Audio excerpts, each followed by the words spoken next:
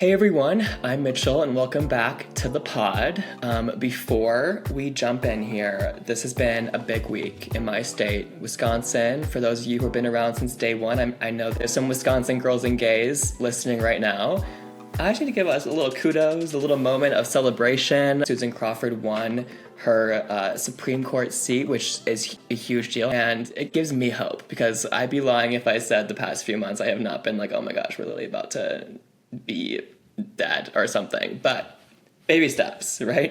Baby steps from stepping away from death. We'll get there. But anyways, go us. Wisconsin is so hot and sexy. This week I'm so excited to be joined by a professional yapper. And extrovert Mitchell is clocking in for this episode because I am an introvert. Okay. So bear with me. I'm trying my best to step up to the plate and deliver for all of you. Please welcome to Let's Unpack That, Nick Gomez. How are you doing? Hello.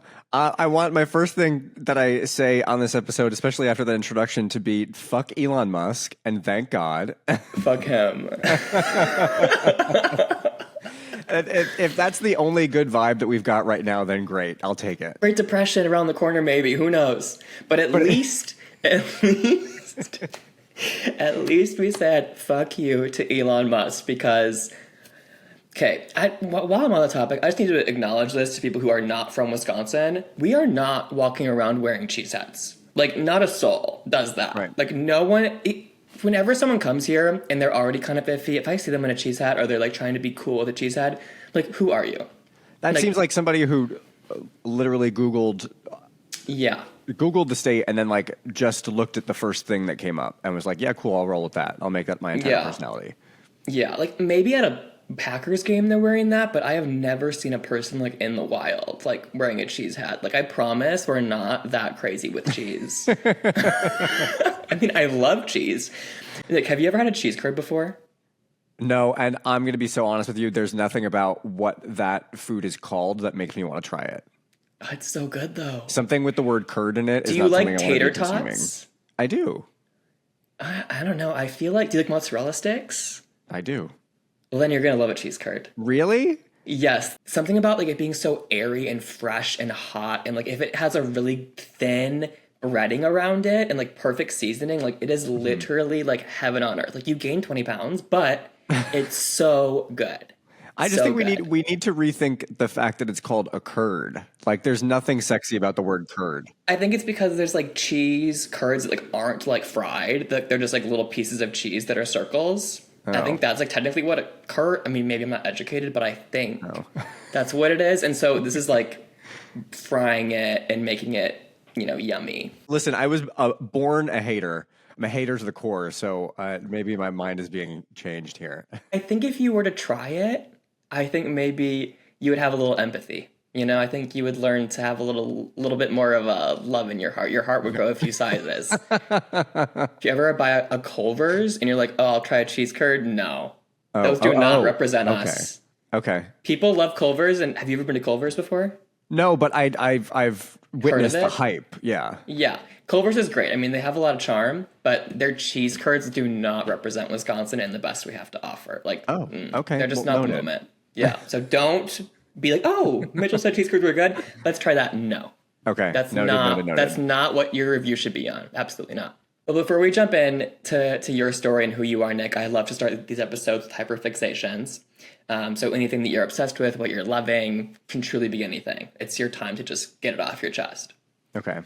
I can go first, and then I'll let you go. I was really struggling with what to come up with. But then I was like, wait, there is a hyperfixation that I've had for it's a kind of like a continuation of a lot of my hyperfixations like past year. But this one was like really re-engaged recently. The Eternal Sunshine Deluxe album. Just stunning. Ariana Grande has always been one of my favorite artists growing up. Her vocal layering is so incredible. Like, I can listen, like, I grew up a choir kid, so I've always like loved music. I understand like all the like talent and all that goes into like doing harmonies and like being able to like find your note and all that jazz. So like hearing her just like put that together and like it's like just beautiful. Like, she is the ultimate to me, and I wish she would get more recognition for what she does. Well, yeah, there's that behind the scenes video that I remember from the Positions era of her literally crafting positions and like working on like the same like 10-second stretch in that song for what seemed like, I mean, in the video it was like 45 seconds, but it probably was like an hour that she was working on it.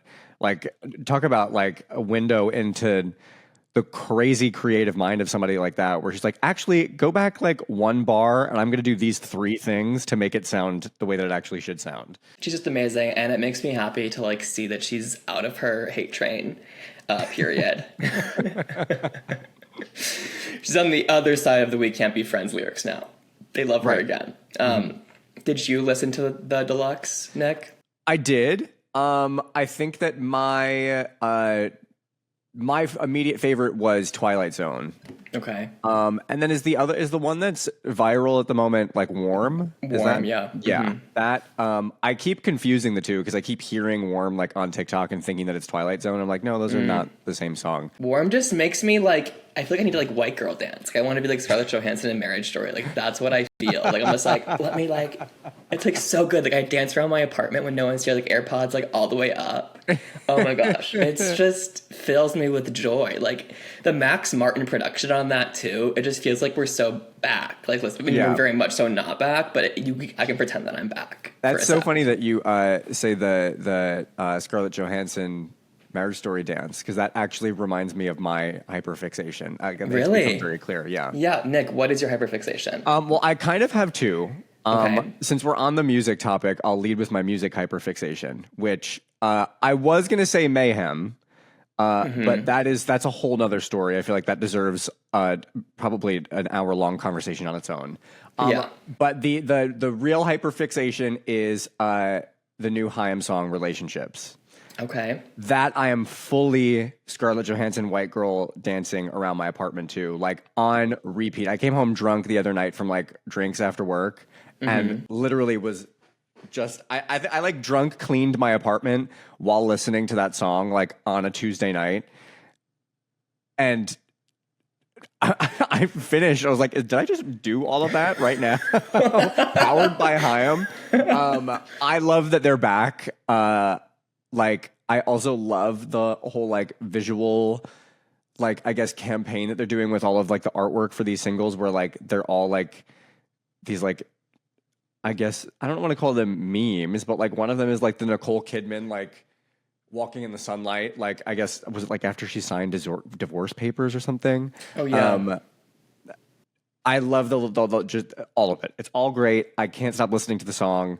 I ended up on the same Wi-Fi network in the restaurant that I was in, that they had like the iPod that was playing the music from. So it asked me if I wanted to join the restaurant's jam on my Spotify account. And of course I joined, and I immediately added that song to the queue. I was like, I want to hear that right now. And everybody else is going to hear it too. It was like free touch tunes. No, they knew who was there. They were like, we have a professional. He knows how to curate the vibe. Right. And they said, please, we're begging you to do this. But my other hyperfixation, which is a little bit more trivial, and I'm sure that this, as with any other food hyperfixation, this will disappear in a matter of weeks when I can't stomach it anymore. Every day I'm having a little Greek yogurt with a little chocolate granola. Ooh. I can't get enough of this. It's is like it a specific brand or just the combo? It is Trader Joe's non-fat Greek yogurt, not flavored, just like regular plain non-fat Greek yogurt. And I think it's Nature Valley. Like, it's not regular granola. It's like the Nature Valley bars, like crushed up. So there's like larger chunks of it. It hits in ways that I cannot describe, in ways that are unquantifiable. It makes my day immediately turns around as soon as I have this little snack. I will like be working at my desk and be like, oh, let me have my yogurt. It's like your little sweet treat in like the middle of the day. Yeah. Yes. And it's got so much protein. It's delightful, truly. Okay. You try cheese curds, I'll try that. And I'll report back. Okay, that seems like a fair trade-off, yeah. And it sounds good. Who doesn't love yogurt and chocolate? I mean, that's a great combo. Delicious. I love to start by letting you introduce yourself. Who is Nick Gomez? Oh God, that's like an existential question. I am. I guess the biggest part of my personality is I am a radio host. I work for iHeartRadio. I host mainly a show in Washington, D.C. on the top 40 station here, but I'm also on a bunch of other stations all around the country, Chicago, Baltimore. I'm also the music director for our station in Washington, D.C. I've always loved music and the music industry, and I've always loved radio too. And so like it's a perfect blend of the two things that I love. I get to work with record labels and artists and do interviews and curate playlists. I'm also a Virgo, which is actually probably the biggest insight into how my brain works and like what makes me tick. Wait, what month is Virgo? When is that? It is end of August through beginning of September. So I'm a September 4th baby. By the way, sharing a birthday with Beyonce. Wow, that's pretty powerful. Same birthday as Beyonce, and Joan Rivers died on my birthday. Wow. It was a pivotal day. I remember exactly where I was. Maybe like she passed and then like her fashion knowledge and like her fashion influence like just transferred to you, Nick. I don't know about that. I'm literally sitting here wearing a Hanes heavyweight crew neck that I got 7 years ago on Black Friday. I would never know. It looks great. Well, before we get into what you're doing now and all the cool stuff you do at iHeart, I'd love to go back to the beginning. Where did you grow up and what was life like for you? Well, my favorite little tidbit of the answer to where did I grow up is that I was born in Cincinnati and lived in Taylor Mill, Kentucky until I was 2. My parents both worked in like hospitality and like food. So like before I was born, got jobs in Cincinnati, Ohio for some random reason. And so that's where I started my little life. And then I have no recollection of it, but I'd love to talk about the fact that I like wasn't born on the East Coast. Yeah. Gives me a little spice, I guess. We ended up moving back to Jersey when I was like 2. So I grew up in central Jersey in the shadows of New York, which we would later discover would be pretty good for my development and setup for a career. I went to college in North Jersey, William Patterson University, which is like 20 minutes outside of the city. I like to call it the ugly stepsister of like state schools in New Jersey because Montclair is the other state school and they seem to have a lot more money than William Patterson does, even though they're like 20 minutes away from each other. I mean, got into radio in middle school. So you were loving radio at an early age. Like it's always been something that's really, important to you and something you were passionate about. Personally, when you were growing up, like, were you like, oh, I know I'm gay, or like, was that a later development? The gay thing and the radio thing, not connected. How do I say that? The gay thing. Yeah, they were not connected. I fell in love with radio because maybe they were connected in a way that like wasn't intentional or no? Yeah, like maybe in a subconscious way. Yeah. I fell in love with radio because we always talk in radio about radio being a companion to people. And like when we're talking on the radio, you're talking to one person. So not like, hey, you guys, just like, hey, like, how are you doing? Like it's a one-on-one thing. And it's so funny that like that's become the core of what I do every day, talking to one person, connecting with one person, even though I'm talking to the masses, because that's what radio did for me. I grew up in like suburban New Jersey, which is technically like in the media market of New York. So grew up listening to New York radio. And there was this morning show, Elvis Duran in the Morning Show on Z100 that it just happened to be on the station that my parents listened to. It was the morning show that they listened to that I like fell in love with and was just so enamored with. And we listened to it in the morning. It was always my alarm clock. Like my alarm radio would wake me up to Elvis Duran in the Morning Show. Would listen to it every morning, and then would listen to the replay channel on the early iterations of the iHeartRadio app. I promise this is not product placement, me literally working for iHeart. Not sponsored. It turns out I've been a company man ever since I was 11 years old. but would listen to the replay channel to hear the parts of the show that I would miss, like once I would get to school, like later in the afternoon when I would be home. And I would listen to it over and over again. Like I would hear the parts of the show that I missed, but then the show would just restart, and I would keep listening to it just all afternoon when I would get home and my parents weren't home yet, and then when they would get home, I would go up into my room and listen to it on What my little about it laptop. was keeping you to re-listen? Was it just like you wanted to hear, like, were you like coming at it when you were 11? Were you coming at it from like an entertainment perspective, or were you just like so fascinated on like how they were communicating and like what was going through your brain? I think it was all of it. Yeah. Because there's definitely the companion piece that I mentioned of like, I felt like I was the only one in the room with these people. Yeah. Like they were something about the way that they communicated and the things that they were communicating really connected with me in a way that like, I literally felt like these people were my friends. Like I felt like I knew all of the details about them, and everything they said was gonna be funny to me. Like I would be cracking up in my bedroom alone listening to this radio show. That parasocial relationship was locked in. Yeah. Eventually developed into a love of the craft and a love of the industry. Like I did eventually also become enamored with just hearing the way the show was executed. And then because I was in middle school at this point, I didn't have any experience with it. I didn't have the first clue how a show like this came together, or even like what a radio studio looked like.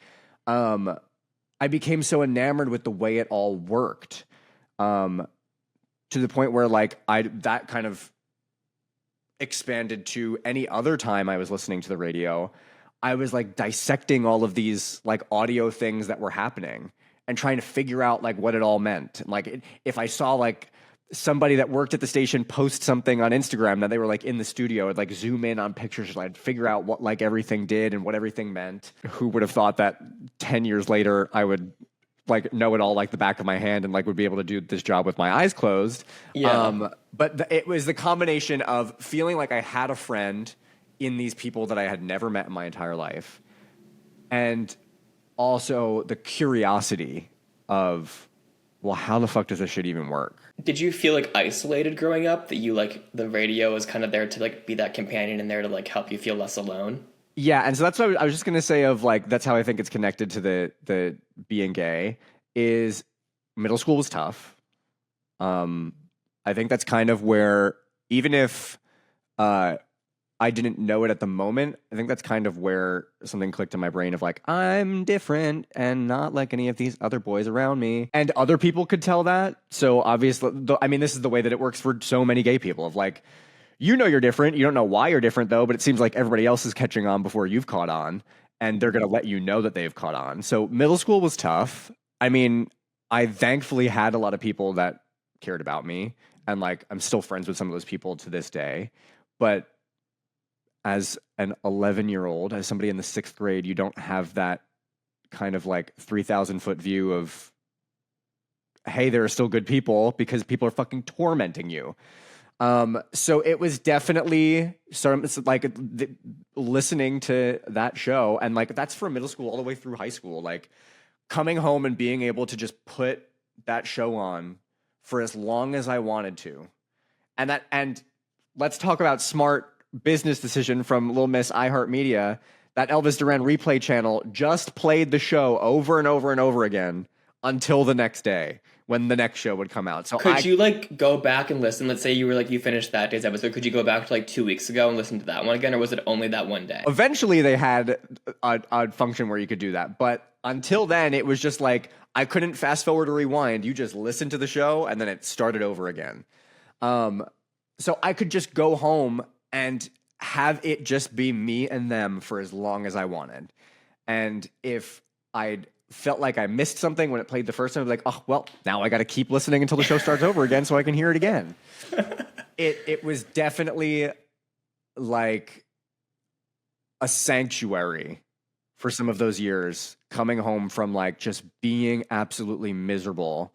And even if I didn't know that it was a sanctuary, it was definitely a place where I knew that I could feel like I was seen, even though I wasn't even interacting with these people. And that is, which eventually leads to like, that's the beauty of radio, is where that companion that's there with you, that magical voice in a box, that is exactly what they were.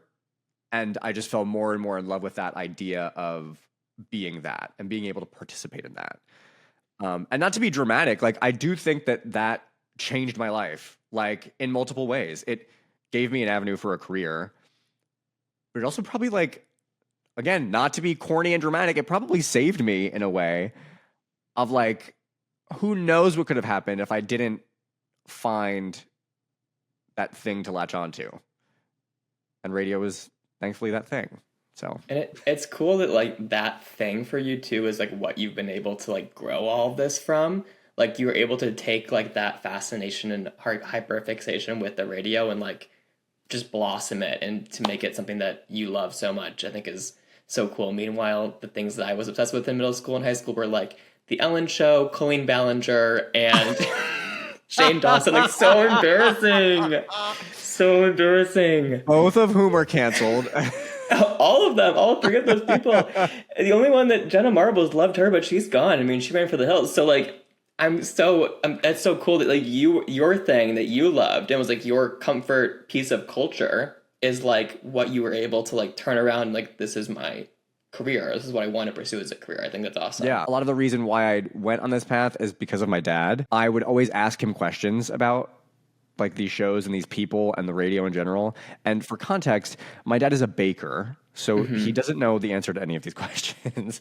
And one day when I was like old enough to receive it, he was like, you should think about like doing this as a job. Because like it's been all of these years and you still ask these questions. You're still like enamored by this thing. You should consider like really following this as like a path. And so I think without him saying that, I probably would not, maybe I would have arrived there eventually, but maybe not as quickly as I did. I ended up going to a performing arts high school. Explain to the people how that happened. Like people think performing arts school and they're like, oh my gosh, you went to Hollywood Arts.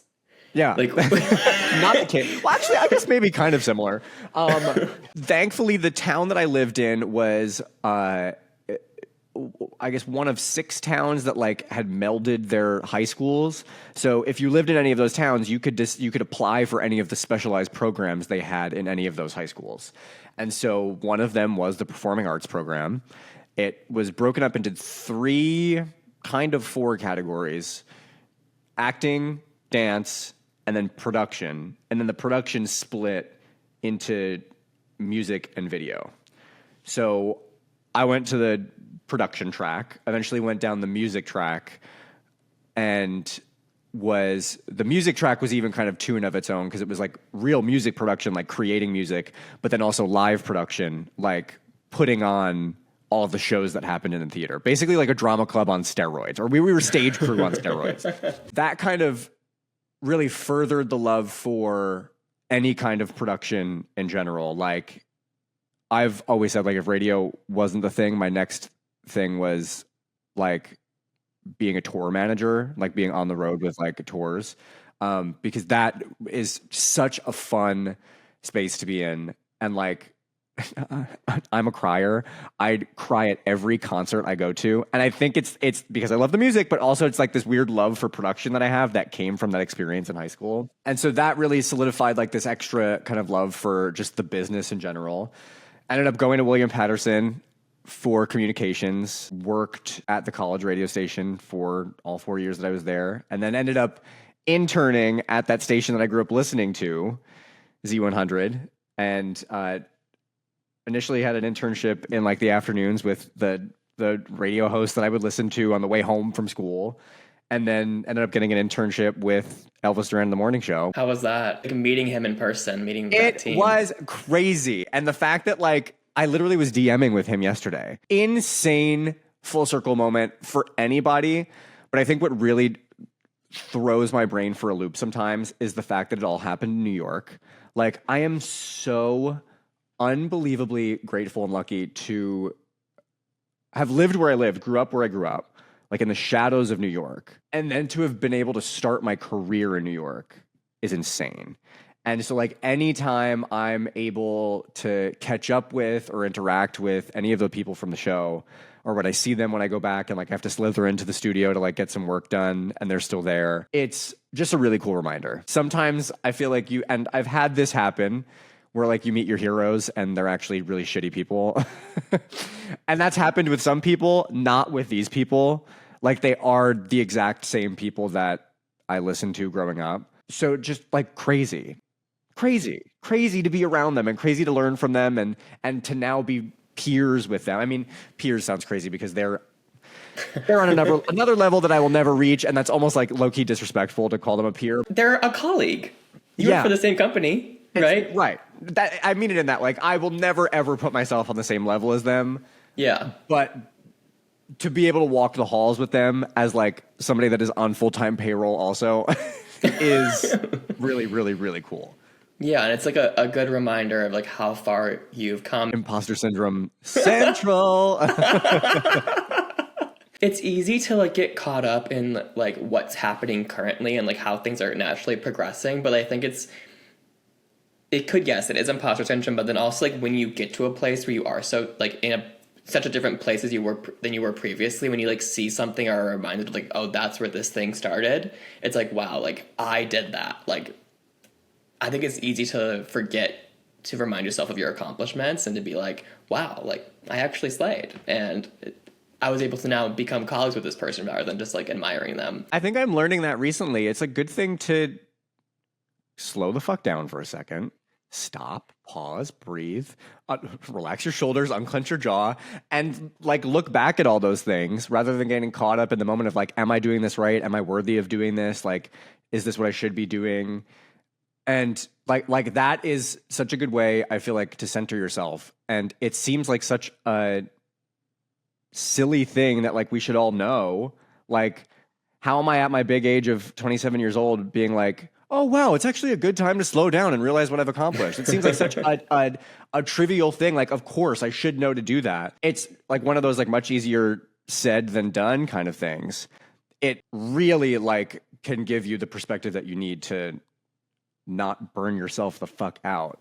Mm-hmm. Okay, you mentioned that you went to a performing arts school. I would imagine that the crowd there was interesting. Were you out when you were there, or was that still like Nick in the closet? I personally think I should have EGOTed for my performance in high school as a straight man. I don't know if anybody else would agree with that, but I thought I was doing really well. No, I was not out. Looking back on it, I think a lot of the questioning came from myself, of being like, well, like, can I just put up this front for the rest of my life and never have to admit it? The only time I felt genuinely like pressed by somebody else was this one person who was out. I became friends with him freshman year. He was out from the second he got to high school. I think he was even out in middle school. We became very good friends. He was like within my little clique the first 2 years in high school, and I think it was around like the end of freshman year. I forget where we were, what we were doing, how it came up, but he said to me something to the effect of, like, I bet you'll be gay by the end of senior year. In that moment, I was like, well, now I'm never coming out. I'm not going to prove you right, and no one's ever going to find this out. It will never, ever, ever, ever, ever happen. Congratulations. You were like peeking out of the closet, and then he just slammed the door in your face. Literally. This is kind of like what we were saying just a couple minutes ago about like pausing and looking back at things, whether it's stuff that you've accomplished or even just things that have happened in your life. Looking back on that now, I can be like, yeah, wow, that one little thing actually really set me back a long time on the coming out journey. In the moment, I didn't realize that. I was just like trying to protect myself of like not letting this person be right, because then I'd have to admit that I was hiding something and admit that even though it's not wrong, I thought that being gay was to some extent wrong, because even though he was around me and he was out and he was fine, there was this like perceived wave that would come crashing down on me if I came out. And so I ended up not coming out until like I think it was junior year of college. And I think that had a really big hand in why I waited so long. It feels like that he took the power that you had to do it yourself away from you a little Right. bit. I can't blame him Mm-hmm. because it was freshman year of high school. Like, as much as I was trying to protect myself from whatever perceived enemy or threat there was, he was also trying to do the same. Like, that's just somebody trying to take the heat off of themselves. Yeah, and maybe he had a crush. Maybe. I was just going to say it was crazy that he was also gay, that like somebody that is one of your own would do that to you. That's almost like the only thing that makes it acceptable is like, well, bitch, we were in the same fucking bucket. You were just like one step ahead of me. Well, you didn't come out until junior year in college. So for those first like 2 or so years in college, were you giving like blank profile, torso profile on the grid, or what was going on? Not even headless torso, just blank profile, girl. I think it was the first 2.5 years of college. It was that. Kind of tried to push the whole straight thing. Like, I think I was on straight Tinder. I had straight Tinder on my phone the same time I had Grindr on my phone. Incredible. Were you like going on dates with girls, or were you just doing it for looks? Just swiping. And Okay. of course, nothing like was connecting. Yeah. I think there were 2 girls that like I like tried to make something happen with, and like it just was not the gig. It all kind of turned around for 2 reasons. Call Me by Your Name. This is gonna be really bad, but I've never seen the movie before in my life. I've You never seen haven't? it. Never. Okay, well, almost ashamed of this, but I'm not because like whatever, it's my story. I'm gonna own it. Call Yeah. Me by Your Name came out. I think it was like over winter break my junior year. Okay. So like I came back to the back half of my junior year having seen Call Me by Your Name. After I watched it on winter break alone without any friends, with just me and my thoughts. I credit Call Me by Your Name a little bit with like giving me the kick in the ass. Yeah, what was that initial like viewing experience like for you? Like, was it just deeply emotional? It was deeply emotional. That's right. Yeah. Because it was a lot of emotions. Like, Yeah. there was the emotion of like, oh my God, I wish my family was rich so we could also vacation in the Italian countryside. And also like before the cannibalism of it all, like Army Hammer. Oh my God.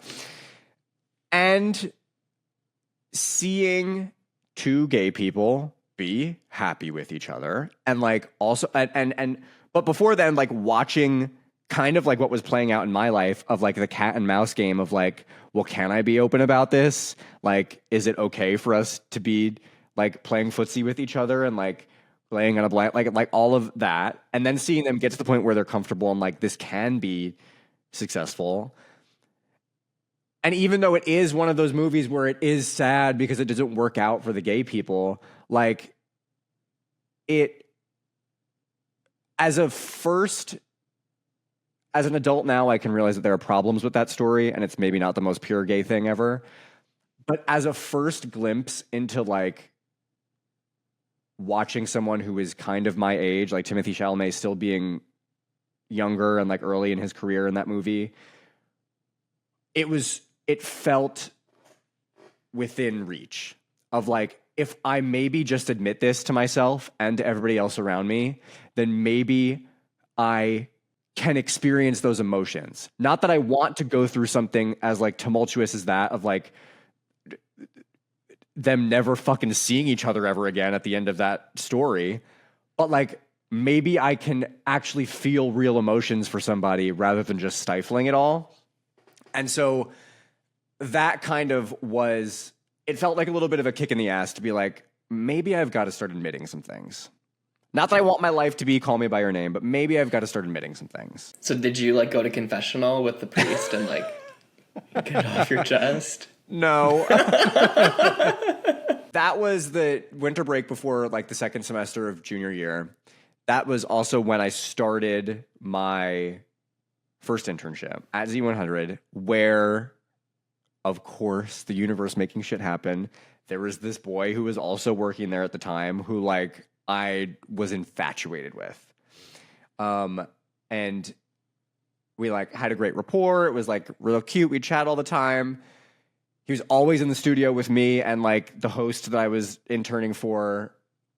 And one day I opened up my little blank profile Grindr account while I was at the internship. and saw that he was like the first one on the grid. I was like, he's gay. Oh my God. And it was, I think, just another realization of like, wow, oh my God, if I admit these things, I can feel these emotions. And maybe it's actually within like arm's reach. Like there's this person who is like me, who's literally fucking working with me. He's so close that he's 0 feet away on the grinder grid. And so nothing ever came of that with that person. But the combination of like all of that stuff happening at the same time pushed me to come out to one of my best friends in college, Mairead, who also worked at the college radio station with me. I was the program director and she was the music director. And we were there one night. It was just us. We had like finished our little show that we did together. It was probably like midnight. We're just like fucking around in the radio station. And I said to her, I was like, hey, I think I have a crush on a boy at my internship. And that kind of like started not like a free fall of coming out to people. Like it was a little while longer before I came out to anybody else, but definitely like I was immediately able to be so much more open with her as one of my best friends in college, and started the like journey for me of being like, well, maybe we are a little bit of a homo. As you're getting more comfortable with your identity, like, do you start like seeing people more seriously? I don't know what exactly it was, but it was a good chunk of time before I felt comfortable enough to like be openly interested in someone. And it was another coworker girl. While I was interning and in college, I worked full time at an Old Navy. I was the assistant manager of operations. And one holiday, we were doing our like crazy holiday hiring, and I interviewed this one guy, and I turned to my general manager, who was also my best friend, because we both were hired as seasonal employees like 8 years prior together. So we like had been through the whole retail hellscape together. I turned to her, I was like, I don't think that I can hire him. I have a crush already. I interviewed him for 15 minutes and I have a crush already. She's like, well, we need to hire him for the holidays, so you're hiring him. So it was like this little cat and mouse game of like, who's interested in who over like a couple months. And then he ended up staying on as like an employee like after the holidays. And that's kind of when I was like, let's take the leap. It's retail. It's not that serious. I know it is weird that I am kind of his boss, but whatever. And so I asked him. What was the age coffee. gap like? Oh, I think he was actually like a couple months older than me. Oh, okay. Okay. Yeah. I mean, at this point, I'm like 21, Like 22. 21, yeah. Okay. Yeah. So I think he was a couple months older. So I asked him out for coffee, and he says yes. And then we ended up dating for like a year and a half. It was so like I think a lot of gay people are familiar with and also talk about openly like how we're kind of stunted in a way when it comes to romantic relationships, because a lot of us are not out in high school, so we don't have like that stupid nothing high school relationship until we're like 21 or 22 and we're like doing it out in the real world with like real jobs and real money and like alcohol and like all these things that were not factors in high school. And so this was very much a long-lasting high school relationship that happened when I was 21 years old. It wasn't bad. It just like it was like a first relationship. So eventually ended because I ended up getting a full-time job in radio. And a couple months prior to getting the full-time job, I moved to Jersey City because I was like, well, I hope that I get this job, so I'm going to move to be closer to the city, so I'm not in like suburban New Jersey. Your lives are going like this, and if it's already not like this life-altering, deep relationship where you're going to pop a ring out at any second, like you're on the like cusp of so much like life opportunity and like things to do that would not pretend to be in a high school relationship anymore. Yeah, and there were probably ways that I could have handled it better. Like everything is hindsight is 2020. We support Nick Gomez's rights and Nick Gomez's wrongs. So you're in Jersey City, which is like right outside New York, right? Yes, very affectionately being named the 6th borough of New York City. Like some people in New York like look down on that? Yes. Because it's technically in New Jersey, right? Yeah. Yes. Yeah. Okay. You're so close to the city, so I imagine like life changes a little bit, which partially resulted in that relationship ending. But with being in such a big city comes like so many gay people to like interact with. So like, were you trying to like make friends, or like was it playing the scene type vibe, or like what was Nick Gomez doing? When I moved to Jersey City, it was with that same girlfriend that I came out to. Like the entirety of the pandemic, we moved to Jersey City the December of 2020. So all that year, we're like, we have to get the fuck out of our parents' houses. Let's find a place in Jersey City. So we moved in together. And I think one of the first things I said to her, like once we were settled, was like, you know, now that we're 15 minutes from the city, I can hop on the train and be there. I want to like develop a group of like gay friends. Like that's something that I've never had in my entire life. In high school, I had a group of guy friends, but they were like all straight, and now I think a lot of them are like Trump supporters. So like that was never anything that was gonna align anyway. In college, it was kind of the same thing, like not necessarily Trump supporters and like crazy ideological differences, but like they still weren't gay people. So this is like my first chance where I can really like be in a group of people that see me and I see them. And thankfully, met somebody, like I think it was like through TikTok or Instagram. I was in my TikTok era when we moved to Jersey City. Were you doing like dances or? Absolutely not. No. I was doing very cringy, whatever the fuck you want to call it. Okay. But thankfully met somebody through that, and like we would like just like very friendly like DM on Instagram every now and then. He ended up inviting me to brunch to meet a bunch of other people that like he was just like assembling a group. He's like, come like hang out with my friends, like let's see if you get to know them, whatever. And that kind of started everything. That's where I met my best friend in the entire world, and that was the start of like the New York City journey. All of us talk about that all the time, and like the I guess 3 weeks that came immediately after that, where we all started like meeting each other in rapid succession. So it was essentially like this massive like ripple effect. I think within a week or two of me going to that brunch and meeting these people, there was a group of 4 of us that were like in a group chat, like looking at getting Chromatica ball tickets together. That was, I think, February that we all met each other. By August, like we're going to market days together. I've like known these people like for literally 7 months. We're like flying and going on trips together and sleeping in hotel rooms together. Definitely insane moments with these people. Yeah. It was definitely something that I've never had before, and something I'm very, very grateful for. And then I had to move away. I knew them all for 7 months, and then I had to move 200 miles away. How did that opportunity come? When I got this full-time job at Z100 after interning there, the full-time job was doing overnights and weekends. Ooh. So Tuesday morning through Friday morning, 2 a.m. to 6 a.m. And then it would be an afternoon shift on Saturday and an afternoon shift on Sunday. Okay. Wow. Not sustainable. I was losing my mind. An opportunity opened up in DC for a different shift. I think my first reaction was like, well, I have a job at Z100. Why would I want to leave Z100?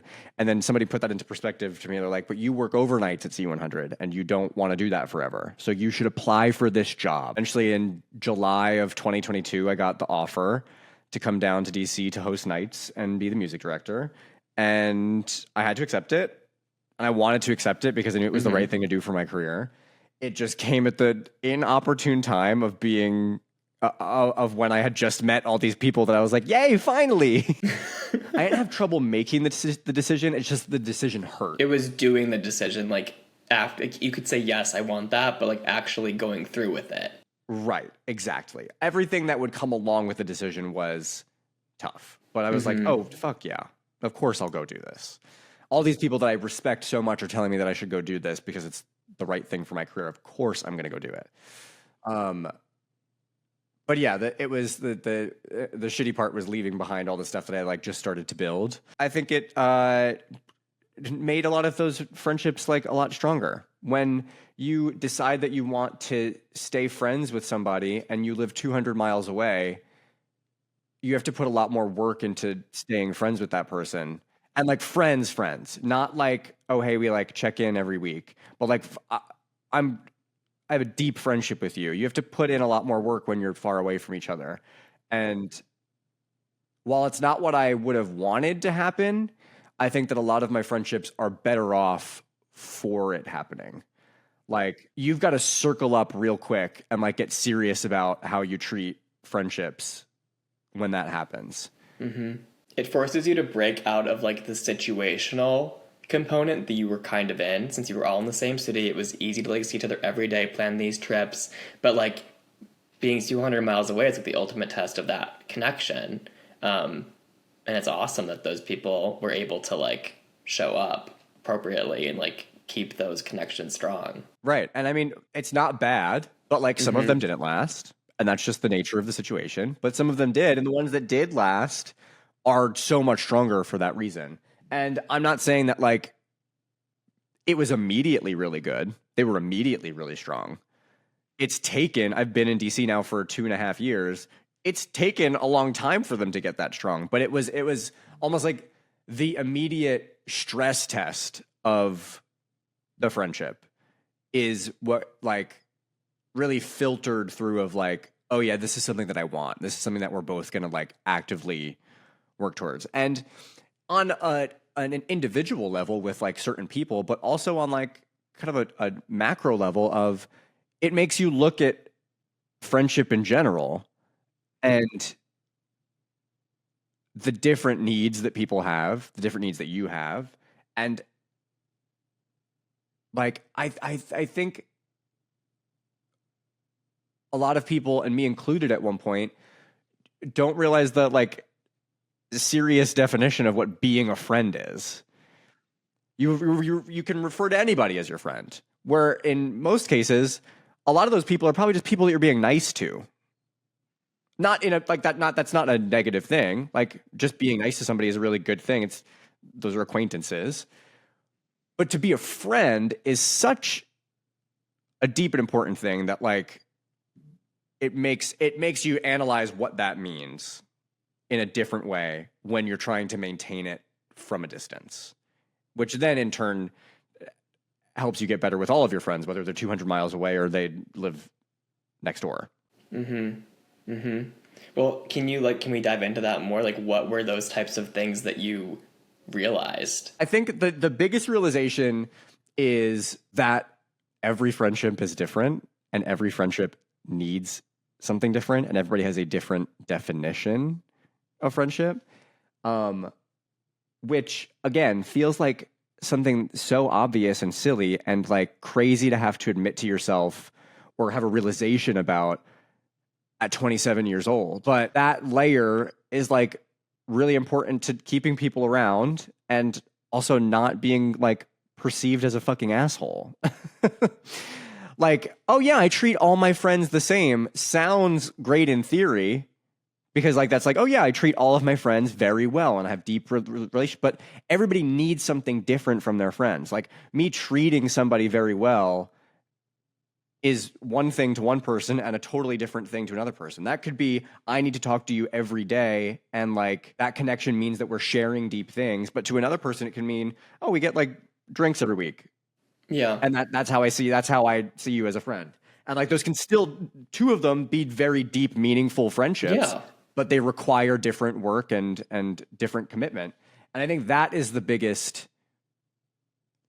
realization of the whole.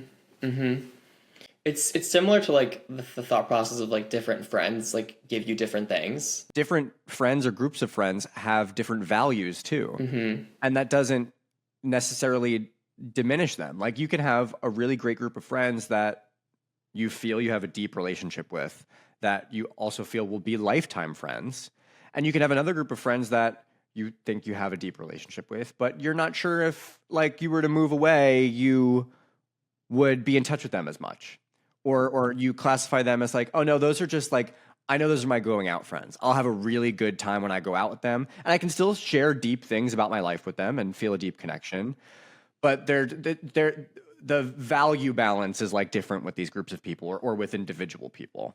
And those are all fine. And then and having those little buckets, but also having like different layers of friends of like Do you have friends out of convenience? Is it because, like, situationally, you're in the same place as them all the time? And what is the difference between how you treat a friend or how you treat somebody that you're just being nice to? Because, again, just being nice to is not a bad thing, but, like, understanding how somebody receives that is important, because you don't want to, like, lead them on of, like, oh, I'm sorry that you thought that we were good friends because I was just like, you were next to me and I was buying a drink, so I got you a drink too. Like, people are going to receive that being nice in a different way too. So It's like zooming out a bit, because it's easy to just be focused on you and your own needs, but like you have these people around you. What do you need to give them? and it can be scary getting, like, confronted with that, especially when it's somebody that you care about deeply, because it's like, oh my God, I haven't been giving you what you needed as a friend. Holy shit, this is all going to come crashing down. Even though that is scary, it's like good to keep in mind that, like, well, somebody wouldn't be having that conversation with you. You wouldn't be confronting something that, like, is off in the friendship if that person didn't care about you deeply. If it wasn't a friendship that matters to both people, like, you wouldn't be getting scared if it didn't matter to you, and somebody wouldn't be telling you something that is off if they didn't care about you. You have to, like, communicate through the mud a little bit to, like, get to the grass on the other side. We were just talking about those stunted, like, romantic relationships as gay people. I think a portion of that also goes for platonic relationships too, of, like, not to say that all of us had zero friends in high school, but it certainly felt a lot more difficult for us to make friends. It certainly felt like we were being a little bit more defensive rather than, like, open when it came to just meeting people. And so now to be doing that with all those added layers of having jobs and having money and having, like, social lives that involve alcohol and drugs in some cases, in a way that none of this stuff was ever a factor in high school for people that were able to start building that, like, skill of having a platonic relationship. We're kind of doing that later on. And so adding to that layer of fear, like, when you have to, like, circle up and figure shit out, you're like, oh my God, I'm pushing 30 and I don't know how to have a friendship. Well, no, we're just experiencing it at, like, different times in our life than a lot of other people would. I think the positive layer to it all is gay people, queer people go through so much shit that, like, when you're able to circle up with somebody that matters to you and figure it out, our friendships and our relationships are able to, like, withstand so much and be really, really strong and, like, familial because of all of those different layers. Yeah. Well, let's talk about working at iHeart. You are hosting shows as well as being the music director for the station. Can you explain to people, like, what each of those responsibilities are and, like, what exactly you're doing? Yeah. When I say, like, my show, like, I'm literally just the person that is, like, talking in between Dua Lipa songs. I do that Monday through Friday. I host the night show. So I'm on 7 p.m. to 11 p.m. I'm also on that station on the weekends, do a Saturday morning shift. On a bunch of other cities too, Chicago, Baltimore, sometimes St. Louis, wherever they really, like, need me to fill in. And then the other part of the job is being music director, which is what I only do that for the station in DC. But that's, like, basically being in charge of all the music on the station, which is so fun. I get to, with other people, get to decide what we play. I get to work with record labels as the music director. I get to work with artists, like, as the host of the night show. I get to interview people that I never thought I'd be ever talk to, and, like, host things that I never thought I would ever do. Like, it really is like Nick in middle school was watching all this stuff happen. I mean, like, wow, that would be so cool, and I'm, like, doing all of it. It's like, Yeah. oh my God, how did we get here? You're picking the songs that play on the station every day. Are you like, is it just one long playlist? Or are you, like, doing it by show? Do you have to, like, figure out, oh, we need to, like, repeat this song a few times? What does that look like? I guess it's, like, pretty convoluted to explain, but it's actually really not that convoluted. Everything starts out playing very little. Okay. And then as the song gets more familiar and more popular, it plays more and more and more. And the songs you hear the most are the songs that everybody knows and everybody's familiar with and everybody likes. And the songs you hear in between are usually newer songs that people are just getting to know or just getting to like, and like throwbacks that people love and will always love. It's one long playlist for the day. It doesn't really vary by show, but like every song is in a category that plays a certain amount. And so it all like gets scheduled out and I can go through and change things around. What are you using to like figure out if someone likes a song or not? Like, is it like a Billboard chart for radio only? Yeah, it's research and like the normal charts that everybody can see and streaming stuff. It's a whole a whole bucket of stuff that we use, along with curating. Like, Yeah. just like the playlists that you see on whatever streaming platform you use, radio stations are trying to curate something that like is in line with their brand. We're not going to play alternative rock on pop stations the same way an alternative station is going to play Ariana Grande. Yeah. There's a business relationship to it because we do work with record labels and like certain songs are chosen as singles for a reason. Yeah. They're promoting them to the radio, Yeah. pushing them to the radio. When people use the word push, does that mean like whoever the rep is at the label like comes to you or like a group of iHeart people and is like, hey, we have this deck of all of our clients and like their new songs and like this is what we want to do with them? What is that dynamic usually when there's like a new release and a new single that comes out? Kind of. So a label will have an artist, and either before the project drops or after it does, and they see certain numbers on something, they'll decide what song is a single, and they'll say, "This is the single." We'll usually ask them what the single is too, because we want to play what the single is usually the biggest song, so we want to be playing the biggest song, and so they'll present us with whatever song they're. We call it working. They're working a song at radio. And we'll be like, okay, that's good. We'll play it. Or I don't know if we should play that for our brand. So maybe we'll wait on it and maybe we'll play it a little bit later or we won't play it at all. I think like sometimes that's referred to like, especially on Stan Twitter, it's like referred to in like a negative light of like, oh, the label is pushing this song. That's how the music industry works. Yeah, I mean, I think the specific word they use is payola, and I have the definition of what. Right. Which this is not. That is not what payola is. No, this is AI search result, but it mentions the law though. Okay. So Google said payola occurs when a person or entity fails to disclose what they provided or promised to provide money, services, or other consideration in exchange for the inclusion of program matter in a broadcast before the broadcast occurs, in accordance with Section 508 of the Communications Act of 1934. Right. The difference between what Stan Twitter is thinking payola is and what it actually is radio stations are not getting money to play a song because it's a single. Because a record label comes to us and is like, hey, this is the single we want you to play, they're not giving us money to do it. If they gave us money to do it, then that would fall under payola. And you're not going to be like at that meeting like, yes, I'm going to play this song 100 times a day. Like you aren't giving them like, this is what we're going to do. Like it's happening organically. Like you have it because you know it's the big song from potentially a big artist. You're going to play it naturally because people that are fans of that artist are listening and want to hear the song. So it's like good for the listeners and for you as like a business. Right.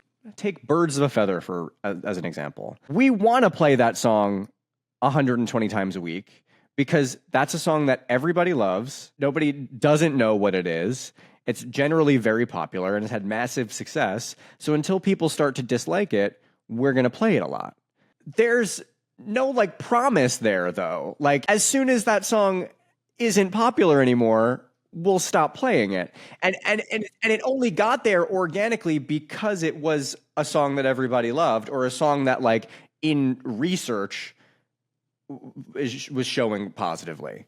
Which is like something that like Stan Twitter doesn't have access to. Like Stan Twitter loves to be like, oh, this song isn't top 10 in whatever country in Europe, but and they'll use that whatever they're pulling out of their ass as a reason for it to not be getting radio airplay, but they're never seeing the full picture.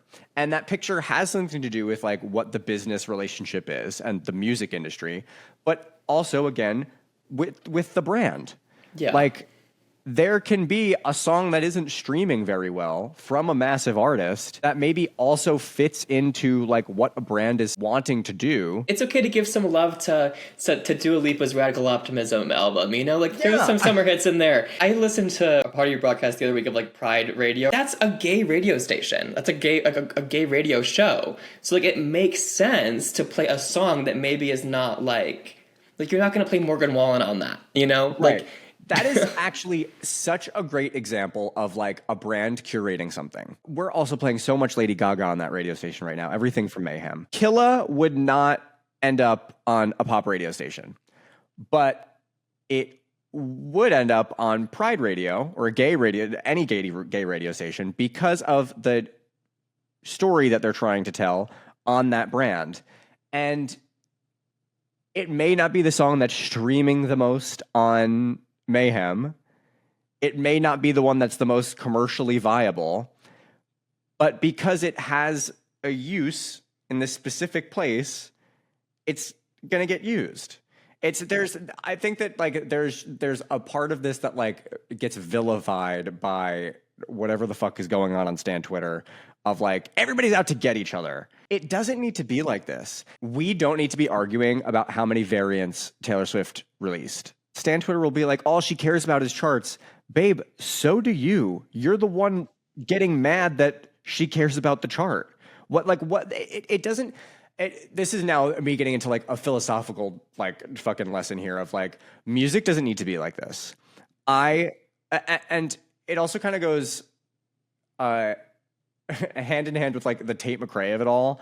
I hate the way that people talk about artists like Tate McRae. I hate the way that we talk about really any music in general. Like, especially when it is not objectively bad and it's just like not a chart dominator. We'll take any opportunity to destroy it and like destroy an artist's like worthiness of being in the pop space. When like, again, just like every brand is using something to serve a purpose, every piece of music and like every song is serving a purpose. One of my favorite Gaga-isms is one of her early performances of Just Dance, I think on So You Think You Can Dance. She started the song with "Pop music will never be lowbrow." Because pop music is always going to be something interesting. It can be somebody's magnum opus, like a Tortured Poets Department or a Mayhem. Or it could just be a really fun fucking piece of music like So Close to What. Tate McRae is objectively not doing anything groundbreaking on that album, but it's like from top to bottom, really fucking good pop music. Mm-hmm. And like what we were saying earlier about friends giving you different things, the pop girls give you different things. Like you do not, I don't think anybody currently should expect like innovation from Tate McRae like we can expect from Beyonce. But that doesn't like devalue Tate McRae's music. Exactly. And there's a fine line of acknowledging what they are, of what each person is giving us, and then ragging on them for it. Oh yeah, no. And I feel like I've seen so many like clips of like music podcasts on TikTok where somebody will ride that line and like talk about Tate McRae and be like, well, yeah, she's just giving us fun pop. And then like use that as an avenue to like dip over a little bit and rag on her just to like score some points so they look like they're like this prophetic person talking about music. That just makes you look just as angry as like a Twitter stan. Like there's it, and people did this with Halsey's latest project that she put out too.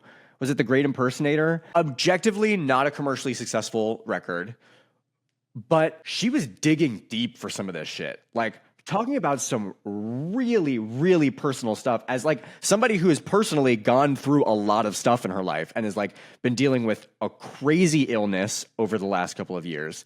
She like laid it all out on this record. And like you're seeing people on Twitter saying really nasty shit. Calling her a flop probably. Exactly. And like, yeah. Like I'm sure a lot of Halsey fans really loved that record. And some people that weren't Halsey fans really enjoyed it too. And it's actually a very well-produced piece of music that is serving the purpose of maybe in this case being more of a creative outlet for her rather than being a commercial success for her.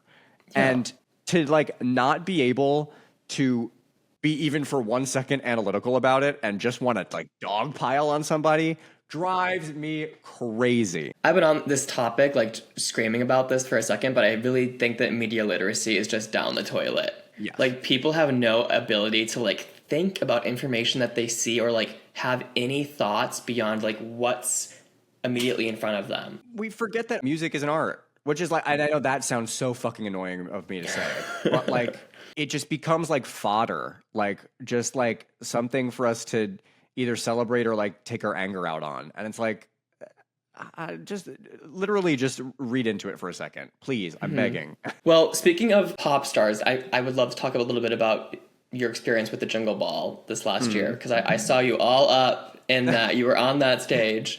The Jingle Ball was actually one of the first concerts that I ever went to growing up. Oh my so God. I always thought it was such like a cool thing, and it's like a very unique event too that iHeartRadio puts on and like sends around the country. Was this year your first year doing it, or had you done it before? So I've been involved in different ways over all this time, but this was my 7th Jingle Ball. Okay, you're a veteran. Sorry for disrespecting.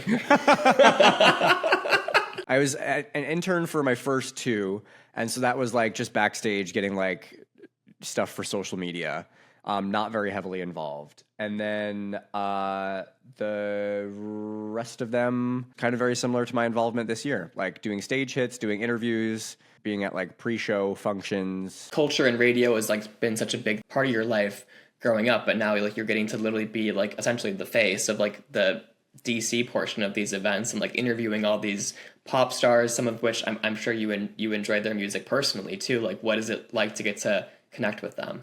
I used to hate it. I used to be so terrified of doing interviews and like being on stage and talking to groups of people. And I'm not talking like in high school, I was like nervous of doing like public speaking. Like when I had this job, I like didn't want to be emceeing things because like the job, like the radio portion of it is me sitting alone in a room talking to hundreds of thousands of people, but I can't see any of them. I'm just talking to the wall. Right. So the other going to live events now and like having to be in front of crowds and like not just talk to them, but like low key be entertaining for a couple of seconds because there's a reason why I'm coming out on stage. I was like so overwhelmed by it until I feel like this year. This was one of our bigger lineups for this year's show with Tate McRae, Kesha, the Kid Leroy, Meghan Trainor. If this was December, I would have been able to spit them all out at once. Well, because I'm sure you say it so many times on the radio, just over and over again. Yeah, some really like solid pop stars. I mean, the show sold out in 24 hours. Something about like just having to lock in and like get it done that made me really excited for it this year. Like, I think because I knew that like the stakes were a little bit higher because of like who was there. Yeah. And you mentioned like artists that maybe I listen to personally. Like I now have like a little bit more of a personal connection with not necessarily the individual person, but with the artist. I was definitely putting more pressure on myself to be like, oh my God, we've got to nail this, where there wasn't any room for me to be overwhelmed by it and to hate it. I was like, well, actually, this is what I've got to do. And if I want it to look good and to be fun, then we've just got to be cool with it. And it was crazy. This is going to sound so corny, but like literally when I started believing in myself, it was crazy the amount of like confidence that came along with it and how fun it all just became. A couple days before the show, I was doing my interview prep for Kesha and literally spent, I was just like in front of the computer hours just watching other interviews and could not figure out what I wanted to talk about with her. I was like, I have this like massive pop star who's had such a storied career and such a storied life, and I have 10 minutes with her. I've got to figure out what I'm going to do here. And at one point I was just like, well, what if I just like talk to her? And so like, instead of crafting all of these crazy questions like I would in the past when I was so overwhelmed and like so scared of doing these interviews, I just like put a couple of bullets down of like things that I should know so that like if I got lost, I could look down and like just be in the moment. But I was like, let's just talk to her. because of all people, Kesha's going to be really fucking fun. So let's just have a chat. And applying that to like the entirety of that day, of like everything I had to do that day,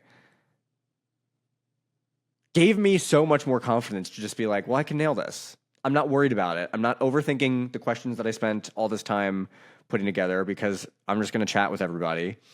And what is normally a very easily overwhelming day of like literally a 15-hour day too, of like getting rushed from being on such a tight schedule of having like literally 5 minutes in between things that you're doing to like get from one side of the arena to the other side, to the stage, to the interview room, to all these different things. What can normally be a very overwhelming day was just like light work, like doing it with my eyes closed. Like there wasn't any drama about it. There wasn't any overwhelm. It was just real fucking fun. I was on a high for like a week after that night. Just like, I just want to keep doing this. In everybody's job, there are things that you fucking hate doing and things every day that make you go, God, I fucking hate this job. And radio is no different because it's a job in the end. But I was reminded of how lucky I am to have this be my job, and just how cool and fun it is to do it. I just want to, I will forever be chasing that high. And I think that's why I love like the music industry and like entertainment in general, and why I would never want to leave that industry, like on a broader term, like whether it's radio or not. Like I always want to be connected to music and like live stuff like this because of the high. And I think that a lot of people also involved with it would probably agree. Well, Nick, this has been so fun. I've loved chatting with you. I just have one last question that I'd love to ask all of our guests the first time that they're on. But if you were to think back to a younger version of Nick, maybe it's you when you're 11 in your room listening to Elvis Duran in the morning, or when you're, first getting used to living in New York or DC. Is there advice that you would give to that version of Nick? The way that I'm like literally tearing up hearing you ask me this question, I mean, this is so bad. God, I think about little Nick all the time. I feel like this is such a basic answer, but like we've just been talking about this idea like for the last 40 minutes with this, of like literally just believing in like who you are. Like, I think about all the wasted time, which maybe wasted isn't the right word, because it was all for a reason. And like, I now am who I am at 27 years old because of what I went through in middle school and high school and college. But I think about all that time where like I was pretending to be something or hiding something that was genuinely me, and how much more fun things would have been if I was just being me, and how much faster I maybe would have landed on this version of myself if I had been me earlier in a lot of areas of my life, like in my personal life, and then also in my career. Like, as we're just talking about Jingle Ball, I'm talking about how like I'm so mad that it took me until this year to like have fun doing that. Where like, if maybe I had just believed in myself and like had believed in what I knew was good for me earlier on, and like trusted myself. Actually, that's the thing. Little Nick needs to learn to trust himself. I feel like that would make everything so much better. Not that everything needs to be better, but that it would just open up all of like those years of questioning and doubt and like almost instability, it felt like, a little less so. Yeah. You know? Yeah. I think that's beautiful advice. I think everyone needs to learn to trust themselves. Literally picturing the little like toddler picture of me that I posted on National Coming Out Day last year as I'm saying that. I'm like literally welling up. you're proud of how far that little guy has gone. You know, he's here now and he's done all of this. And that is on years of therapy, girl. Okay, well, Nick, thank you so much for doing this. This has been so fun. Please know you're always welcome to come back. Before I let you go, do you want to give everyone your socials so they can follow you on your journey? Yeah, thank you for having me. You can find me at Nick and Radio, like my name, the word and then the word radio. What a good username you got for yourself, like a good brand. Yeah, and I had that shit in high school too. It was meant to happen, really. Oh, you can listen to me on the radio. That would be helpful if I plugged that too. On Hot 99.5 or on Pride Radio. And you can get that anywhere on your free iHeartRadio app. Let me just include that download link below. You're going to help me get my digital bonus this year. Thank you, everyone. Yeah, I'll put that Nick Gomez referral code. But thank you, Nick. This has been great. If you guys want to follow the podcast, you can find us on Instagram at UnpackTHT and TikTok at UnpackThatPod. Thank you guys so much for listening. Have a great rest of your week. Bye, everyone.